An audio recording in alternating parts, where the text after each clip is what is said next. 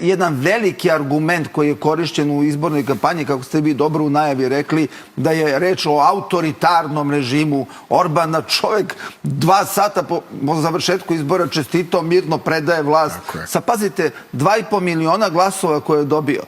Drugim rečima, on je imao tačnu sliku. Pred izbore je Orban rekao, ako stignemo do 3 miliona, sve je u redu. Nije stigao iz ovih razloga, jedno 300.000 mu je prešlo na stranu Mađara i to je u suštini odlučilo.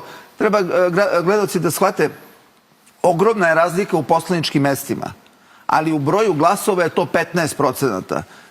Istraživanje su to je taj sistem. Oni imaju jedan vrlo komplikovan sistem koji ja mislim da je dobar.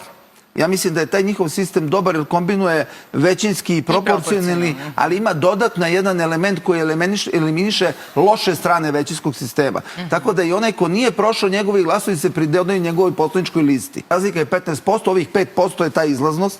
To ni jedno istraživanje javnog mnijenja ne može da vam uhvati, jer su to oni koji kažu ne znam, nisam još odlučio. Taj koji prvi put se događa takva izlaznost, on se i opredeljuje tog dana. Tako da su istraživanja na kraju se pokazala kao tačna.